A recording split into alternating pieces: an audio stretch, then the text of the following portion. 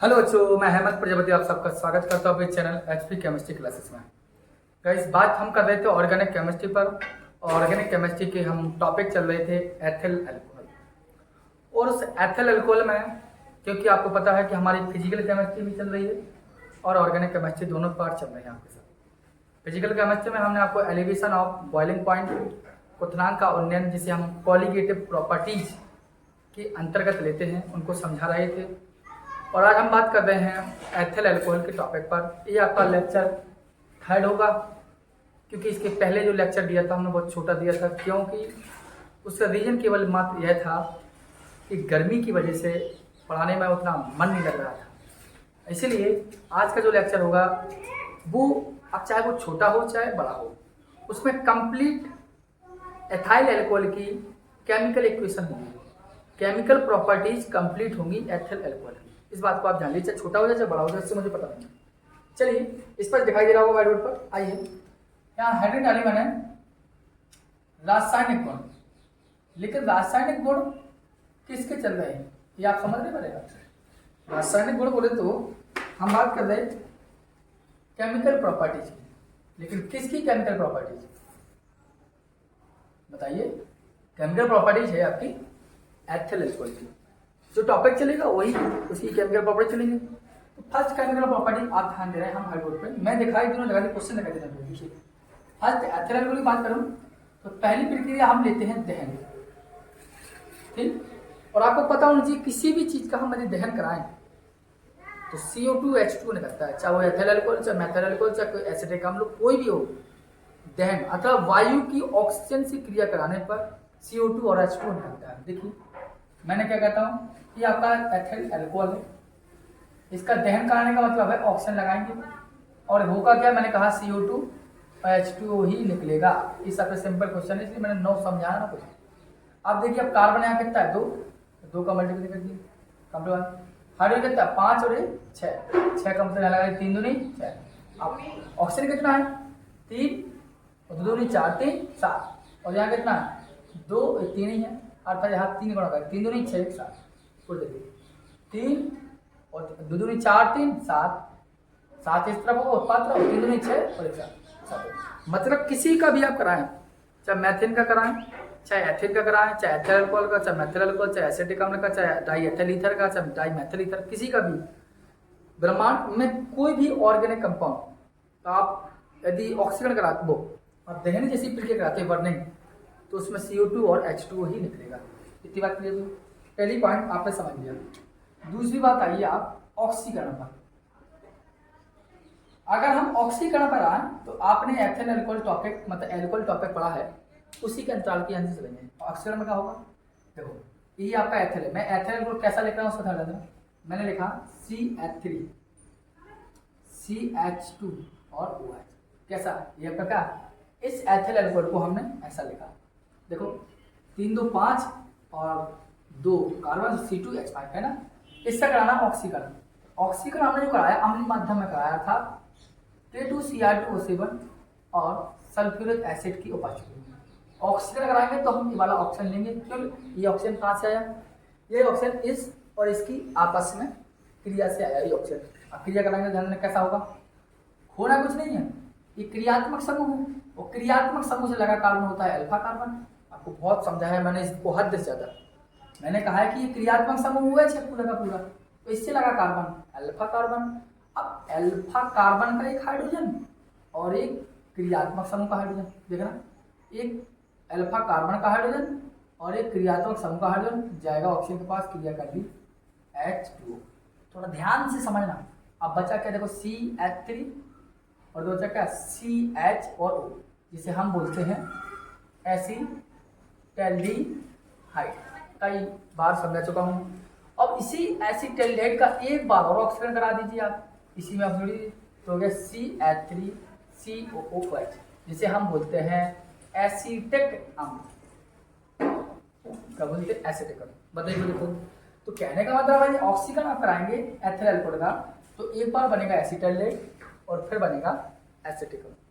Note कर लेना इस बात को अच्छे से। दूसरे पॉइंट की बात करें, थर्ड पॉइंट की, तीसरा रासायनिक गुण क्या होगा। आप देखिए, तीसरा बात करता हूं आपका चयन। जिसे हम बोलते हैं रिडक्शन। रिडक्शन क्या होगा? रिडक्शन में एक लाइन लिख रहा हूं, देखो मैंने कहा लाल फास्फोरस रस की उपस्थिति में, लाल फास्फोरस की उपस्थिति में HI एथिल अल्कोहल से, HI एथिल अल्कोहल से क्रिया कर एथेन बनाती है। क्या बनाती है? एथेन बनाती है। अब इसको ध्यान से समझने की बात करना। मैंने कहा ऑप्शन लिया, मैंने कहा लाल फास्फोरस के उपस्थिति में in the present of red phosphorus react to hydrogen iodide और बनेगा क्या? एथेन। ठीक है, देखो कैसे बनेगा। और ने की लाल फास्फोरस उपस्थित, तो आप देखो तीर के ऊपर ले तो लाल फास्फोरस रेड आपकी, ठीक है। लाल फास्फोरस उपस्थिति में का एथिल अल्कोहल, तो लिख दिया हमने एथिल अल्कोहल C2H5 हो गया और लिख दिया HI, इसी से क्रिया होनी है। कोष्टक लगा ले थोड़ा, ठीक है।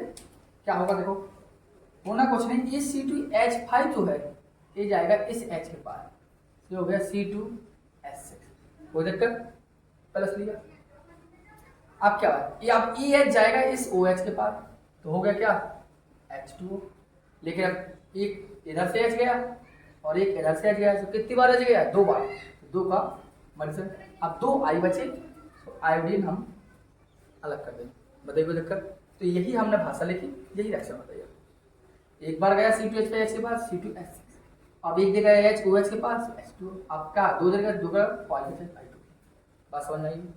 अब देखिए फोर्थ रिएक्शन और ध्यान देना, देखिए मैं कहता हूं SOCl2 से, जानते हो क्या कहते हैं? SO2 थायोनिल क्लोराइड, आपको मेथिल अल्कोहल में पढ़ा था। देखिए ये आपका C2H5OH और ये थायोनिल क्लोराइड SOCl2। क्या होना है? कुछ नहीं होना, ये SO जाएगा इस O के पास, तो देखो SO2 बन गया। अब एक H आपका ही है, एक Cl इधर चले HCl, अब एक Cl बची, वो चला जाएगा इस नंबर पर, तो क्या C2H5Cl, जिसे हम बोलते हैं एथिल क्लोराइड, ठीक है। तो थायरोइड क्लोराइड से आप क्लियर करेंगे तो आपका ए बनेगा। बताइए कोई दिक्कत है किसी भी रिएक्शन में आपको, तो मैं आपको क्लियर करूँ, देख लीजिए अच्छे से, नोट भी कर लीजिए, तो कोई दिक्कत हो मैं कमेंट बॉक्स कर लीजिए।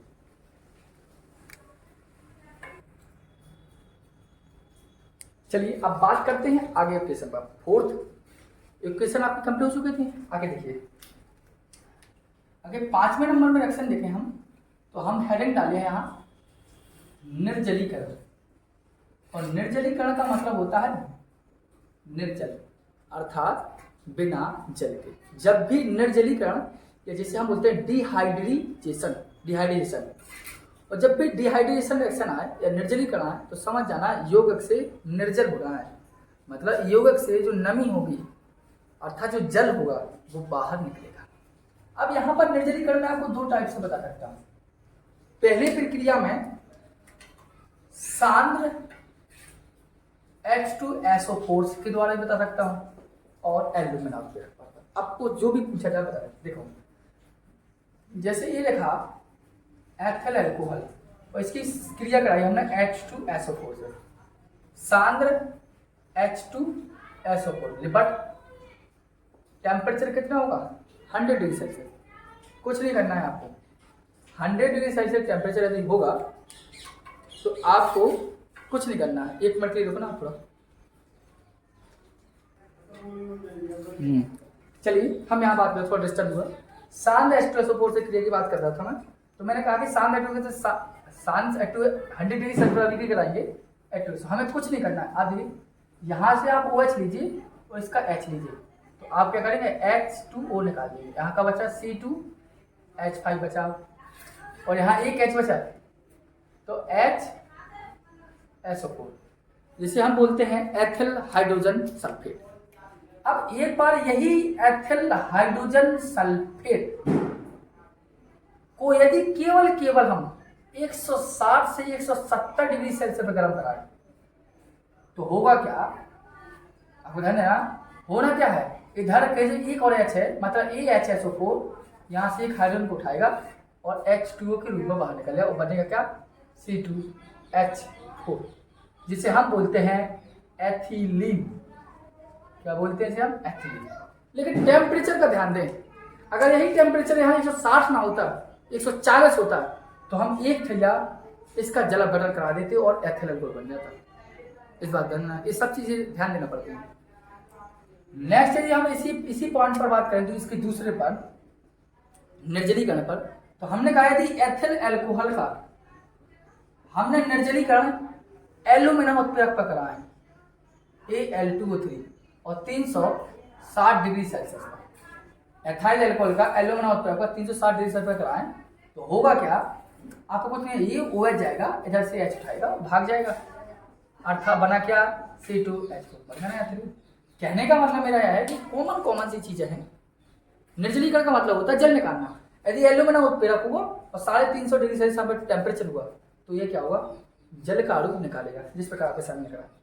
आगे भी हम बात करें छठवें रिएक्शन की, तो PCl5 से देख लीजिए, आप कर सकते हो इसको। तो ये है आपका एथाइल अल्कोहल और यह प्लस में PCl5, ठीक है, कुछ नहीं होना है, पी जाएगा इस O के पास, तो बना दिया इसने POCl3। अब यहाँ क्या, दो क्लोरीन बची, एक जाएगा इस H के पास, तो वह HCl, और फिर एक जाएगा C2H5 के पास, तो वह C2H5Cl। इसे बोलते हैं एथिल क्लोराइड। ये भी क्लियर हो गया, पसंद है? तो मतलब इनको आप लिखिए, फिर आगे बात करते हैं।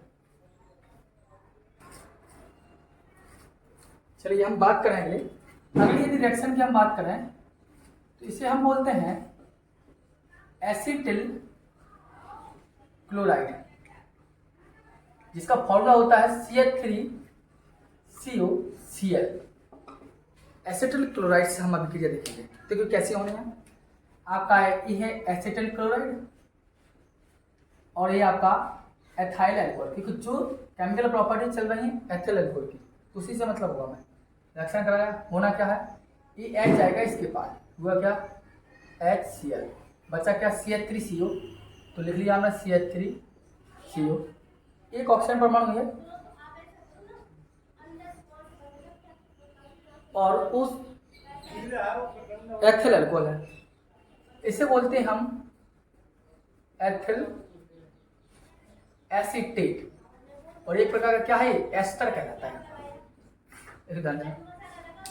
तो एसिटिल क्लोराइड एथाइल अल्कोहल से क्रिया करे, आपका कुछ नहीं देखना है, केवल एक हाइड्रोजन परमाणु आप इस क्लोरीन क्रिया से क्रिया कर HCl बनाएगा, करा, और हमारा जो बचा था CH3CO और CH3CO और C2H5, जिसे हम बोलते हैं एथिल एसीटेट। अगर नेक्स्ट पॉइंट अगर देखें 8वें नंबर की रिएक्शन, आपको पता हो एसिटिक अम्ल से, और चाहे अगर एक परिभाषा हमने लिखवाई थी, इसे बोलते हैं एस्टरीकरण अभिक्रिया। तो एस्टरीकरण अभिक्रिया हमने यही बताया था कि कोई भी कार्बोक्सिलिक एसिड रिएक्ट करे आपके अल्कोहल से, आप चाहे वो अल्कोहल एथाइल हो और चाहे अल्कोहल मिथाइल हो, दोनों क्रिया कर एस्टर बनाते हैं। इस अभिक्रिया को हम एस्टरीकरण कहते हैं। ध्यान देना, ये आपका एसिटिक अम्ल और ये आपका एथिल अल्कोहल आपस में रिएक्ट करे, कुछ नहीं करना है, इधर से H जल का अणु बाहर निकाला, देखो CH3CO C2H5 सेम बना कर दीजिए। इसी आधार पर आप एसिटिक एनहाइड्राइड से भी क्रिया कर सकते हैं, एसिटिक एनहाइड्राइड, जिसका फॉर्मूला आपको पता होना चाहिए, जिससे लिखते हैं CH3CO का होल बाय इंटू O। ये रिएक्शन आप देख लीजिए। दूसरी बात हम ऐसा भी कह सकते हैं, इसे एसिटिक एनहाइड्राइड है, तो आप देखो बहुत तरीका से, इससे ये लिखा आपका CH3CO का whole by into O, acetic anhydride, और ये आपका एथाइल अल्कोहल। कुछ नहीं करना है आपको। आप देखिए CH3CO के कितने टाइम्स है, 2 टाइम्स, 2 टाइम्स है, तो यहाँ एक टाइम से लिखा CH3CO, एक टाइम लिखा CH3CO, कोई दिक्कत, 2 टाइम था, एक लिख दिया, इसका O बचा, लिख दिया O, इसका H उठाया, लिख दिया H, क्या बचा यहाँ पूरा OC2H5, अर्थात वही बना एथिल एसीटेट। समझ बात आ गई। तो ये आपके 3 रिएक्शन 9 नंबर तक रिएक्शन आपकी कंप्लीट हुई। आगे बात करता हूँ मैं, इनको लिखिए, आगे बात करें। देखिए आगे ध्यान देना, मैं आप बात करूंगा सैलिसिलिक अम्ल से और क्लोरीन से या कुछ भी 9 नंबर तक हुई रिएक्शन। अभी आपकी काफी रिएक्शन है, मैंने आपको पहले ही कहा था जब तक केमिकल प्रॉपर्टी पूरी कंप्लीट हो गई, चाहे वो लेक्चर छोटा हो चाहे बड़ा, उससे मतलब नहीं है। देखिए 10 नंबर की रिएक्शन देखना, मैं कहता हूँ सैलिसिलिक अम्ल, सैलिसिलिक अम्ल से यदि क्रिया करा तो कैसे होगी। देखो सर कुछ नहीं करना है, ये आपका सैलिसिलिक अम्ल है OH और COOH, ठीक, प्लस में ये लिया हमने एथिल एल्कोहल, और ये जो अभिक्रिया होती है वो सांद्र कंसंट्रेट H2SO4 की उपस्थिति में होती है, ठीक है। कुछ नहीं करना है आपको बच्चा, यहां से और यहां से इन दोनों से जल निकाल दीजिए। आप क्या बचा आपका, ये देखिए OH है, यहाँ बचा COO और बचा क्या C2H5, इसे बोलते हैं एथिल और सैलिसिलेट, इसे बोलते हैं एथिल सैलिसिलेट। बात समझ में आएगी। दूसरी अगर की बात करें 11.1, तो क्लोरीन से देखिए आप, क्लोरीन से, तो क्लोरीन से थोड़ा समझने का ये सबसे ज्यादा इंपॉर्टेंट हो जाती है बात, ध्यान दीजिए। क्लोरीन से क्या होगी, देखो ये आपका एथिल है, इस प्रकार लेंगे हम CH3CH2OH, और ये आपकी क्लोरीन। तो जब भी एथिल को क्रिया करे या कोई भी organic compound but function group वाला ऑर्गेनिक कंपाउंड क्रियात्मक समूह युक्त यौगिक यदि क्रिया करे किससे, क्लोरीन से, तो हमें क्या देखना है, अभिक्रिया अल्फा कार्बन पर हुई, अभिक्रिया अल्फा। दोबारा सुनना, मैंने कहा कोई भी क्रियात्मक समूह युक्त यौगिक अगर हेलोजनीकरण हो रहा है उसका, तो अल्फा कार्बन पर अभिक्रिया होगी। तो ये क्रियात्मक समूह, तो ये हुआ अल्फा कार्बन। कितने हाइड्रोजन है, 2, तो दोनों हाइड्रोजन दोनों क्लोरीन से क्रिया कर 2HCl बनाएंगे। अब बचा क्या, CH3CH, ये बनेगा, बना। अभी कंप्लीट हुआ CH3CHO जो बना, जिसे हम बोलते हैं एसिटेट, इसकी एक बार और रिएक्शन होती है क्लोरीन से, होगी तो क्या हुआ, अब जी क्रियात्मक समूह, तो ये अल्फा कार्बन, तो 3 हाइड्रोजन है, 3 को लेकर 3HCl बनाएगा, 3 लग जाएगा। अभी जगह खाली हो गई तो CCl3CH बनेगा, जिसे हम बोलते हैं क्लोराइड। यहाँ से हाइड्रोजन लिए थे इसने 3 क्लोरीन था, तो 3 ठीक क्लोरीन लगा दी, इसे बोलते हैं क्लोराइड। ये हम आपको पीछे भी बता चुके हैं, इतनी टेंशन की बात नहीं होना चाहिए किसी को, बन नहीं रही समझ नहीं। वीडियो को एक बार नहीं 2 बार देखिए, अपने समझ, फिर समझ में आए तो आप कमेंट बॉक्स में देखिए क्या आनंद आता है आपका।